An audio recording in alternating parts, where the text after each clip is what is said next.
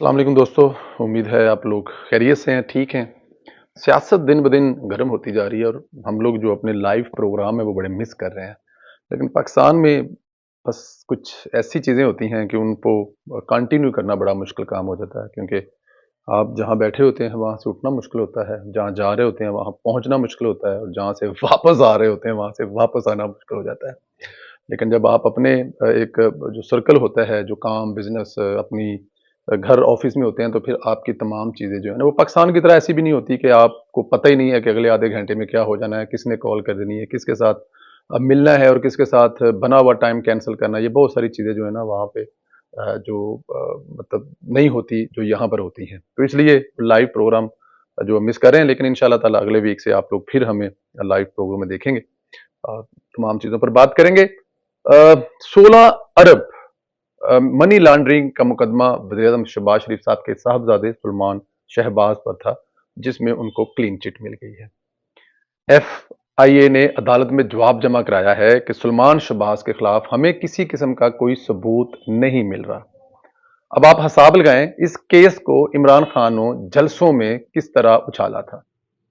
उन्होंने अपने फॉलोअर्स को किस तरह ये साबित करने की कोशिश की थी कि वज़ीर-ए-आज़म शहबाज शरीफ साहब के जो साहबजादे हैं सुलेमान शहबाज, उन्होंने आई डोंट नो कोई एक नाम मुतारफ करवाया, मकसूद चपड़ासी किस्म का नाम था, कि जी मकसूद चपड़ासी के नाम पर सुलेमान शहबाज साहब ने ये जो 16 अरब रुपए की है, ये टीटी और मनी लॉन्ड्रिंग और आई डोंट नो पता नहीं क्या क्या जो उनके मुंह में आता था, वो कभी अरबों को करोड़ों में ले जाते थे, कोई कभी करोड़ों को अरबों में ले जाते थे, कभी वो कहां से कहां पहुंच जाते थे। तो ये उन्होंने जलसों में इस चीज को बढ़ा कहा था। लेकिन एफआईए ने इमरान खान के जंगल से अगर देखा जाए कि उनकी जुबान से, उनके कामों से जो सुलेमान शहबाज साहब को आजाद करवाया, इसमें पहले वो जमानत पर थे और अब उनको क्लीन चिट मिल गई है, क्योंकि जी हमें किसी किस्म के कोई सबूत नहीं मिल रहे हैं, इसलिए हमारे लिए ये इस केस को लड़ना जो है वो बड़ा मुश्किल है। तो इसलिए हम इस केस से विड्रॉ कर रहे हैं। तो जाहिर है उनके विड्रॉ करने के बाद ये केस जो है वो खत्म हो गया है और सुलेमान शहजाद साहब जो सुलेमान शहबाज हैं, वो इसमें उनको हमेशा के लिए क्लीन चिट मिल गई है। लेकिन यहाँ पर सवाल ये पैदा होता है कि जिन्होंने ये केस बनाए, जिन्होंने इसकी पैरवी की, जिन्होंने इस पे गलत प्रोपोगंडा किया, जिन्होंने इसे जल से जुलूसों में उछाला, क्या उनके खिलाफ कोई कार्रवाई होगी? क्या पाकिस्तान में कोई ऐसा कानून है कि उनके खिलाफ सलमान शाह शहबाज साहब जैसे कि इंग्लैंड में धड़ाधड़ केस जीते जाते हैं जी, को आप किसी पे गलत इल्जाम लगा दें तो उसके बाद उनके जो अदालतों में केस होते हैं वहां पर वो अरबों रुपए का हर्जाना पेड करना पड़ता। क्या हो सकता है कि सलमान शहबाज साहब इस मुल्क के अंदर किसी साबिक वजीर आजम या किसी साबिक जो वजीर का ओहदा रखते थे शहजाद अकबर, उनके खिलाफ अदालतों में जाएं और दरवाजा खटकाएं और अदालतों से कहें जी इनसे हमें जवाब लेके दें कि इन्होंने हमारी इज्जत चौकों और चौराहों में जो लटकाई, जलसे और जुलूसों में जो हमें बदनाम किया, उससे हमारी ज़ाहिर इज्जत नफ्स से लेकर एक मुआशरे में मुकाम जो है वो उसको बड़ा धचका लगा है।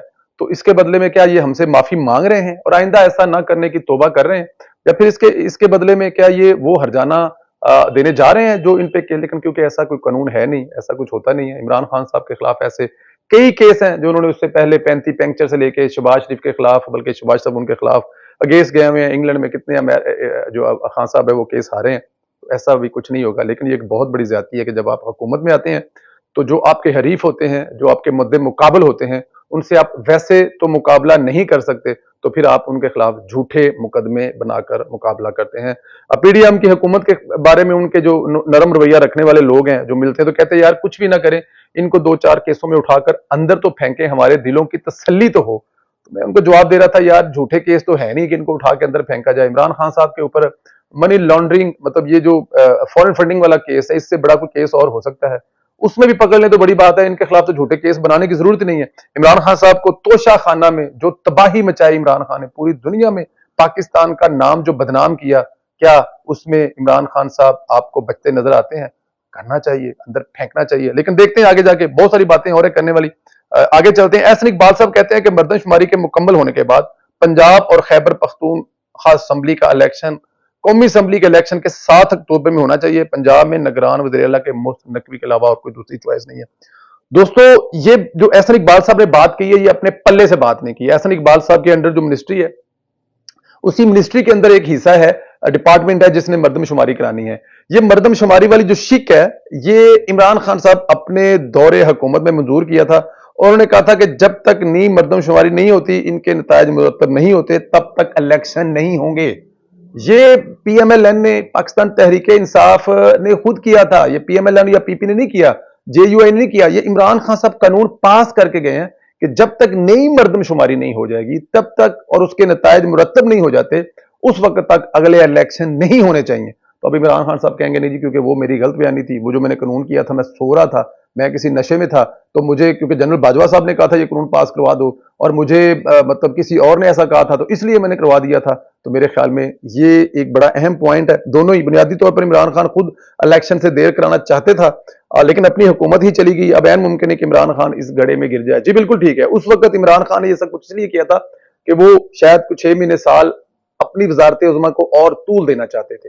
वो चाहते थे कि अभी इलेक्शन ना हो, तो इसलिए हम उनको ये इलेक्शन की एक ऐसी दरमियान में चीज डाल देते हैं कि इलेक्शन ना ही मर्दमशुमारी मुकम्मल होगी और ना ही अगले इलेक्शन होंगे।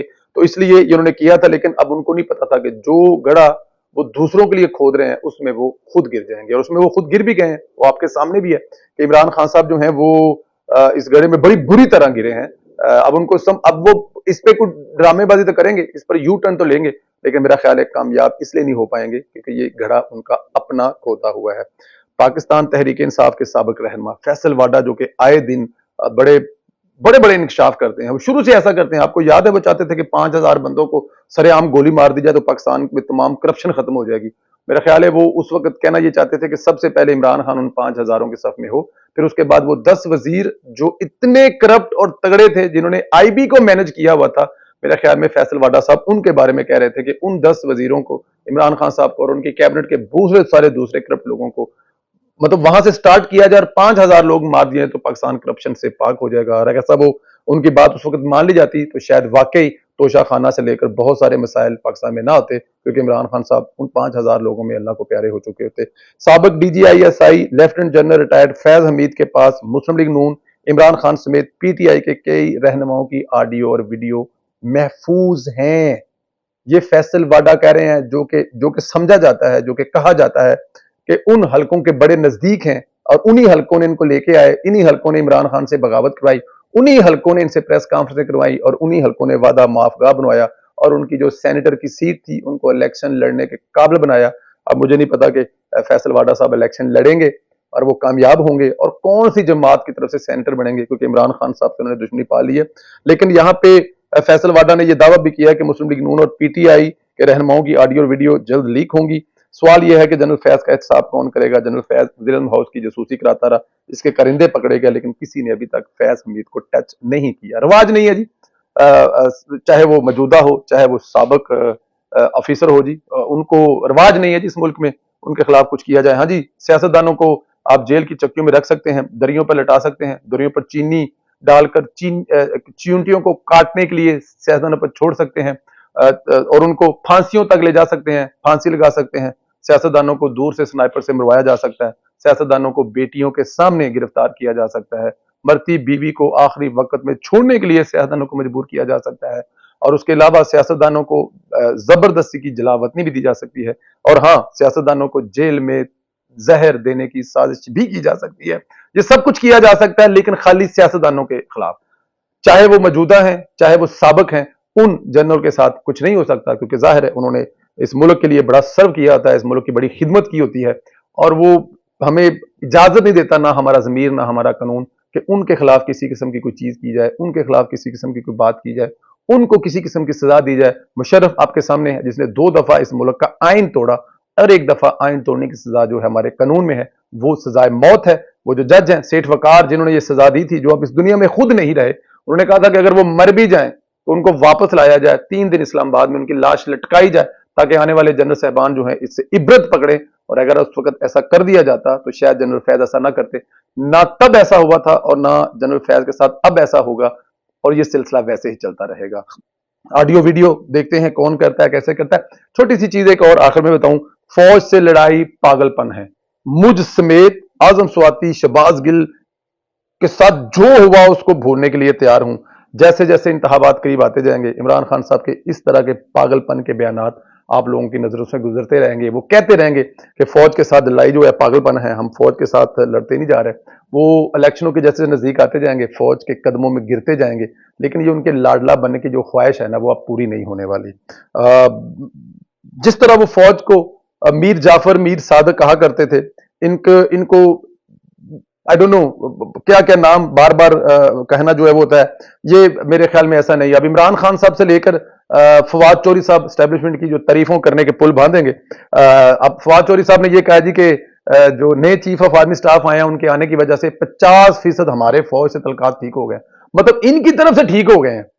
جو 50 انہیں کہنا یار تیری میری کہڑی لڑائی ہے, ساڈی تو صلح ہی صلح ہے. انہیں 50% صلح ہے. وہ کہنا خود ریزن ہے کہ میرے پاس صلح ہے, وہ اگلے نہیں منتے پہ. اب فواد چوہدری کے کہنے کا مطلب یہ ہے کہ فوج سے اسٹیبلشمنٹ سے ہماری 50% لڑائی ختم ہو گئی ہے, 50% مسائل ختم ہو گئے ہیں, 50% صلح ہو گئی ہے, اور وہ تمام کی تمام عمران خان کی طرف سے ہوئی ہے. فوج کی طرف سے منہ نہیں لگایا جا رہا, اس لیے اگلے 50% کا ویٹ کیا جا رہا ہے. اور اگر 50% بھی ہوگا تو فل 100% صلح ہو جائے گی, صفائی ہو جائے گی, لڑائی جھگڑا ختم ہو جائے گا. لیکن فی الحال فواد چوہدری صاحب یہ جو 50% معاملات طے پا گئے ہیں نا, وہ آپ لوگوں کی طرف سے طے پا گئے ہیں, اگلے آپ کو منہ نہیں لگا رہے. مجھے اجازت ہے, اپنا خیال رکھیں. انشاءاللہ اگلے ویلوگ میں پھر ملاقات ہوگی. خدا حافظ دوستوں.